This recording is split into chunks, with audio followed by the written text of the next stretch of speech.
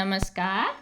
आइए सुनते हैं गौरा पंत शिवानी जी की लिखी कहानी बंद घड़ी। माया ने छाया जीजी को हरे पर्दे खिसका कर देखा। दूर दूर तक कोहरा फैल गया था। अंधेरे में चमकती चित्ती रोशनियां जुगनू सी दब दब दमक रही थी। गरजते मेघों का तर्जन सुन के लगता था कि पानी बड़े बेग से बरसेगा। अभी तक जीजी हॉस्पिटल के राउंड से नहीं लौटी। क्या पता किसी कमबख्त को दर्द उठाया हो। बच्चे कब के स्कूल से लौट आए होंगे।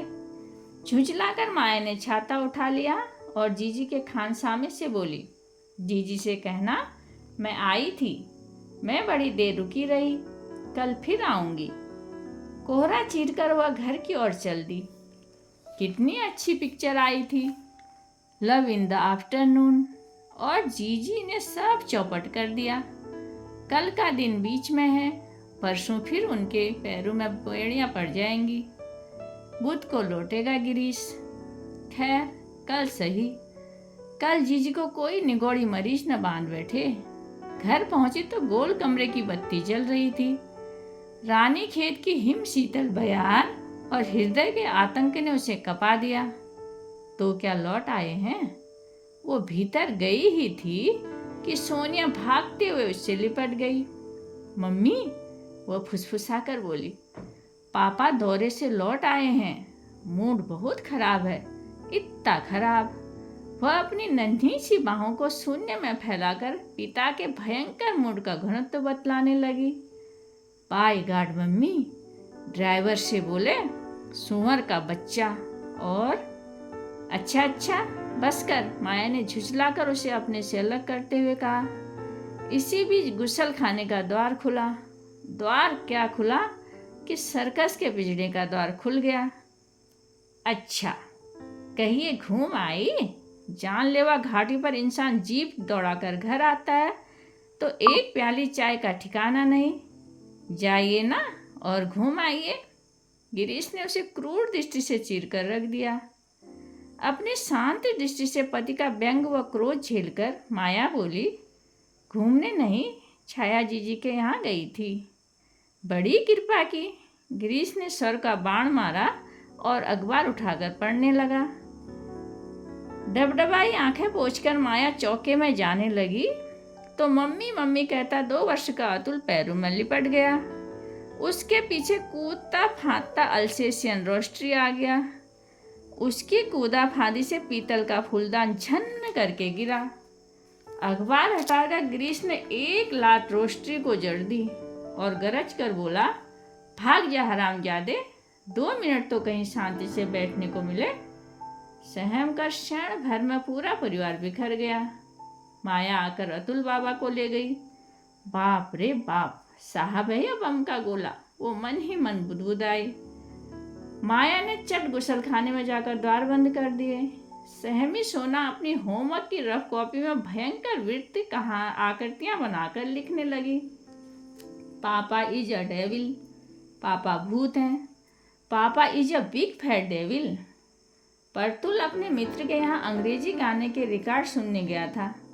तंग मोहरी की पैंट की जेब में हाथ डालकर मस्तानी चाल में गुनगुनाता भीतर घुस आया, लिपस्टिक ऑन योर कॉलर। गिरे मेज और बिखरे फूलदान को बिना देखे हुआ कंठ स्वर तिरुतर करता बढ़ता गया। सहसा कोने की कुर्सी पर पापा को देखा तो शाम सूख गया। आखा, आइए प्रिंस ऑफ वेल्स, व्यंग के तीखे स्वर में पापा बोले।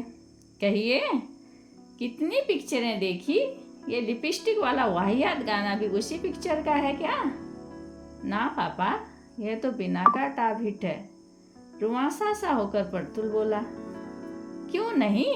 बाप साला हड्डियां तोड़कर पैसा कमाता है कि लाडले यही हिट सुने। चल यह जनानी सी चूड़ीदार पैंट बदल कर आ। बेशरम, जमाना बोल रहा है, बाप के सामने बहुदे गाने गाए जाते हैं। चल हिसाब की कॉपी लेकर बैठ। इनकी उम्र में हमें चक्रवर्ती की अंकगणित जीभ की नोक पर थी, पर इनसे पूछिए 16 का पहाड़ा तो साफ। हरामी स्कूल के मास्टर और 2 अंगुल भर के ये छोकरे, सहम कर पैंट बदलने चला गया। गिरीश चंद्र शर्मा अपने विभाग का सबसे सम्मानित और ख्याति प्राप्त इंजीनियर था। दुर्गम पहाड़ों के वक्ष चीरकर नए नए मोटर रोड बनाने का भार इसी को सौंपा गया था। किंतु लोहे का पुल और बड़े बड़े पहाड़ डायनामाइट से उड़ाकर चौड़ी सुगम बनाने की प्रणाली वह अपने व्यक्तिगत जीवन में भी खींच कर लाना चाहता था। कठोर अनुशासन, ममता और वात्सल्य की डोर को चूहे की भांति भीतर ही भीतर कुतरे जा रहा था। इसका उसे ध्यान ही नहीं था। इसी से जब वह दौरे पर जाता तो घर में शहनाइयाँ बजने लगती। अत्ती को आया को सौंप माया जीजी के यहाँ चली जाती। दोनों बहनें गप लड़ाती और दिन डूबे माया घर लौट कर आती तो सोचती, हाय छाया जीजी कितनी सुखी है, न बच्चे की चेंचे न पति की छिड़कियाँ। काश मैं छाया जीजी जैसी होती। और छाया सोचती, हाय माया कितनी सुखी है, फूल से बच्चे और कार्तिकेय का सा सुंदर पति। काश मैं माया होती। छाया थी सांवली, देखने में अति सामान्य, किंतु पढ़ने में प्रखर बुद्धि। इसी से वह बन गई डॉक्टर। और माया थी सुंदरी, भावुक शरीर और मन दोनों से दुर्बल। सिविल सर्जन पिता की लड़ेती पुत्रियां बड़े दुलाल में पलकर बड़ी हुई थी। माया नाजुक और छोटी होने के कारण पिता की बहुत मोह लगी थी। इसी से बड़े यत्न से उसके लिए वर चयन किया गया। गिरीश रुड़की के इंजीनियर कॉलेज का मेधावी छात्र था। लाखों में एक जानकर ही उसके संपन्न ससुर ने उसे चुना है, यह वह जानता था। किंतु उसका धन वैभव उसके व्यक्तित्व को मोल तोल की डोर में कभी न बांध सकेगा, ये उसने एक प्रकार से स्पष्ट कर दिया। दोनों का व्यक्तित्व नहले पर दहला था। झड़प होती तो माया और गिरीश सांप और नेवली की भांति आमने सामने खड़े हो जाते। जय पराजय का लेखा कब किसके पल्ले रहा कोई जान ही न पाता। माया थी भावुक, गिरीश को भावुकता से चिढ़ थी। माया को शौक रंगी साड़ियाँ पसंद थी, कभी कभी लिपस्टिक भी लगा लेती तो गिरीश कहता, चूहा मारकर खून लगा लो ना होंठों पर और अच्छी लगोगी। माया जल भुन कर रह जाती। माया को रोज चिकन चिचोड़ने में स्वर्गीय आनंद आता और गिरीश को गोश्त देखकर उबकाइयाँ आती थी। छाया जीजी कभी बड़ी चेष्टा और चातुरी से छोटी बहन से बातें उगलवा लेती। हद है यह गिरीश, अजब कसाई है। मैं बाप नहीं हवा हो गया, कल ही कहूँगी मैं, वो कहती, पर मन ही मन वो स्वयं उस मान मनोबल के लिए तरस कर रह जाती। कैसे अमूल्य होते होंगे वो मान अभिमान के मधुर क्षण, वो रूठना, वो मनाना, उसके जीवन में आकाश कुसुम चैन सम रहेंगे। उधर गिरी उससे मन ही मन चिढ़ उठा। जब से छाया की बदली रानीखेत हो गई, माया एकदम ही पराई सी हो गई थी। पति पत्नी में बोलचाल हाहू तक ही सीमित थी। निरंकुश स्वेच्छाचारी सम्राट की भांति गिरीश ने शासन की बागडोर अव्यवस्था के भय से और कड़ी कर दी। खाने की मेज पर सब किलकते, पर गिरीश के आते अनुशासन का कठोर मेघ सा छा जाता। यंत्रवत कौर निकलकर सब चुपचाप उड़ जाते। मेज पर लगे कह के चुहलबाजियां जैसे सब भूल गए। मम्मी और पापा के सामान्य से झगड़े ने भीषण रूप धारण कर लिया। नन्हे मासूम भोले चेहरे बेरौनक हो गए, जैसे दुकान पर सजे बहुत पुराने खिलौने हों। घर की झुंझलाहट बाहर निकलने लगी। मेम साहब मेहरी और आया से बेमतलब उलझने लगी। उधर दफ्तर के हेड क्लर्क और चपरासियों पर साहब जरा जरा सी बात पर बरसने लगे। एक तो मार्च का महीना, बिलों और फाइलों का अंबार। उधर पत्नी और बच्चे मोर्चा बांध कर अलग हो गए। मम्मी पापा के झगड़े में बच्चों की सहानुभूति मम्मी के साथ देख गिरीश जल भुन बैठा। उसने अत्याचारों की झड़ी लगा दी। पराठे बनते तो फुलके मांगता। पहले मूंग की दाल से कोसों दूर भागता, अब दिन रात मूंग की दाल की फरमाइश होती। खाकर झनाक से थाली पटक देता, कभी झनाक से गिलास। उधर क्रोध और झुंझलाहट से भरी माया चौके से ही चिमटी और संडासे का जल तरंग बजाकर प्रत्युत्तर देती। ऐसी बाढ़ आ गई जिसका कोई किनारा नजर न आता था। लगता था क्रोध की नदी हरी भरी गृहस्थी को निगल कर ही मानेगी। एक दिन माया हल्दी की पुड़िया खोलकर संभाल रही थी कि पुड़िया के कागज पर दृष्टि दौड़ गई। फटे अखबार का पृष्ठ था, 20 वर्षीय स्त्री की दुखद मृत्यु। घर के झगड़े से उबकर 20 वर्षीय मिसेज खैर ने कल मिट्टी का तेल डालकर आत्महत्या कर ली। टूटते को तिनका का सहारा मिला। क्षण भर की यातना और वह सदा के लिए मुक्त हो जाएगी। आज ही वह संकल्प पूरा करेगी। माया की आंखें चमक उठी। खूब सबक मिलेगा बच्चों को, अक्ल ठिकाने आ जाएगी। जरा रख तो ले धोबी और दूध का हिसाब, चला तो ले घर का खर्चे। जान लेंगे बच्चों कि कै बिसी सैकड़ा होते हैं। एक रात अतुल बीमार पड़ जाए तो छठी का दूध याद आ जाएगा। पर सहसा मात्रहीन अतुल की काल्पनिक बीमारी की आशंका ने पति के प्रति प्रतिष्ठा की ज्वाला पर ठंडा पानी गिरा दिया। माँ के गले का हार पकड़े बिना अतुल दूध की बोतल को मुंह न लेता। एक दिन उसे छाया के यहाँ से लौटने में देर हो गई थी तो मम्मी मम्मी चीखकर उसे बुखार हो आया था। सोनिया को स्कूल जाने से पूर्व माँ से लिपटकर नित्य 2 आने वसूल करने का कुटैब है। एक आने का वो आम का पापड़ लेती है और एक आने की खट्टी मीठी गोली, और उसके 100 लाड़ों का लड़ाया परतुल महीने में 10 अंग्रेजी कॉमिक पढ़े बिना उसे पैचिश हो जाती है। घर के डिफेसिस बजट को खींच खींच कर उसके पैचिश की दवा भी माया को ही जुटानी होती है। स्वयं गिरीश कितने ही गरजे पर माया के बिना मणिहारा सर्पसा व्याकुल हो उठता है। सो चाहे भाड़ में सब। मान अभिमान से माया की छाती फूल उठी। अपनी काल्पनिक मृत्यु पर स्वयं ही उसकी रुलाई फूट पड़ी। सोनिया लौटेगी तो देखेगी नित्य की भांति मम्मी मेज पर नाश्ता सजाए खड़ी नहीं है। बड़ी सी चादर से उसकी लाश ढक दी गई है। अपराधी गिरीश विषाद से काला चेहरा लिए कुर्सी पर स्तब्ध बैठा है। अतुल आकर माँ की लाश से चिपट कर कहता है, मम्मी उठो। तभी अपने को रोक नहीं पाता गिरीश और हुक्का फाड़कर रो उठता है। माया इतनी बड़ी सजा क्यों दे गई? परम संतोष से माया ने मिट्टी की बोतल पकड़ ली। सहसा माया को याद आया, छाया जीजी ने उसे नई ऑलिव ग्रीन साड़ी लेकर दी। एक दिन भी तो नहीं पहनी उसने, क्यों ना आज अंतिम बार पहन ले।